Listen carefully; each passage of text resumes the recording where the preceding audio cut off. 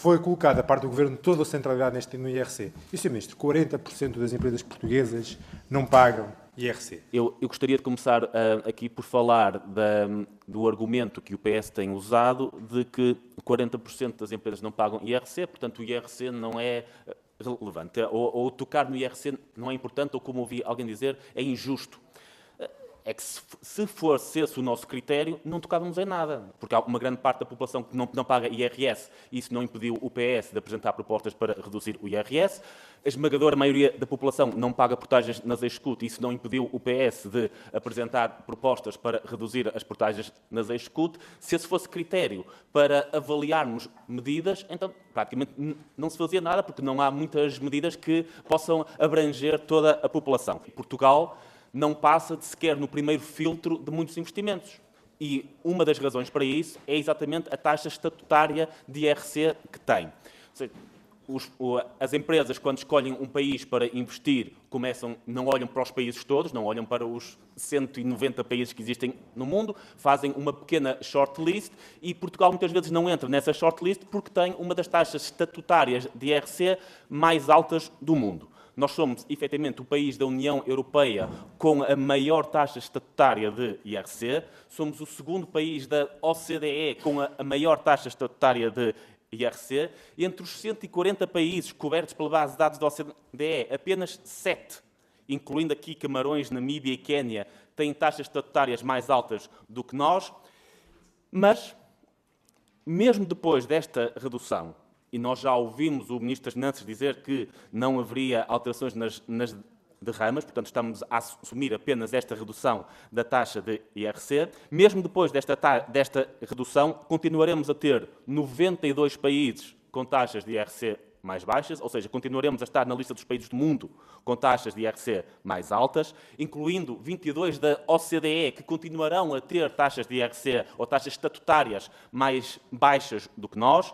Mesmo depois desta diminuição, continuaremos a ter países óbvios, como a Irlanda, a Suíça ou o Luxemburgo, que são paraísos para o investimento com taxas mais baixas, mas também países menos óbvios, como a Espanha, a Áustria, a Noruega, a Grécia, a Bélgica, a Finlândia. E entre os países da coesão, continuaremos a ser menos competitivos do que a Hungria, a Polónia, a República Checa, a Estónia, a Eslovénia. Aliás, todos os países da coesão continuarão a ser mais competitivos do que Portugal, mesmo após esta redução de IRC que está planeada aqui.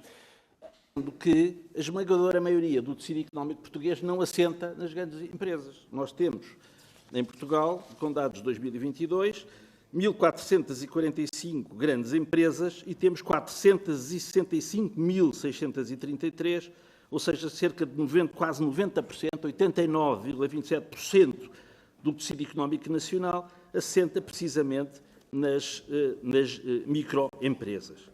Eu ouvi dizer aqui algo que não corresponde à realidade, ou seja, dizer que o nosso IRC era muito mais elevado no quadro da OCDE. Não é verdade. Os próprios dados da OCDE referem que em Portugal, em 2020, o IRC era responsável por 7,9% da receita fiscal, quando na OCDE é 9%. Ou seja, Portugal, o peso do IRC nos impostos em Portugal era inferior à média da OCDE. Portanto, não se ponham as coisas ao contrário. Tivemos aqui quase mais de 2 horas em que se discutiu bastante o IRC e os 2 melhores argumentos para reduzir o IRC vieram do Sr. Deputado António Filipe, que deu dois excelentes argumentos. O primeiro foi quando disse, com razão, note-se, que o peso das receitas de IRC é mais baixo em Portugal do que noutros países da UE, tentando contrariar o dado de que nós temos uma das taxas mais altas. A questão é que as duas coisas são verdade.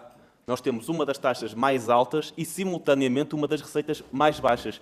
E as duas coisas não estão desligadas uma da outra. Nós temos, efetivamente, muitos países com taxas bastante mais baixas do que nós e com receitas mais altas. Mas o melhor argumento ainda foi a referência ao facto da nossa economia ter um peso muito grande de pequenas e médias empresas.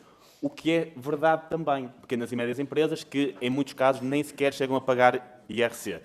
Isso também é verdade. Faltam-nos grandes empresas no país. Nós sabemos que as multinacionais estrangeiras pagam, em média, mais 8.500 euros por ano do que as restantes empresas. 8.500 euros por ano. Portanto, quem está verdadeiramente interessado em ter salários mais altos esqueçam todas as outras estratégias. Se querem mesmo aumentar salários, é pensarem em propostas para atrair o grande capital estrangeiro, porque são essas empresas que mais pagam em Portugal. Porque quando falamos na redução do IRC, não estamos a dirigir esta redução de IRC, obviamente, para as empresas que não pagam, não estamos a dirigir sequer para as empresas que pagam atualmente. Acho que o principal alvo de uma redução de IRC, como falamos no princípio, é para as empresas que ainda não estão em Portugal, que podiam estar a pagar salários mais altos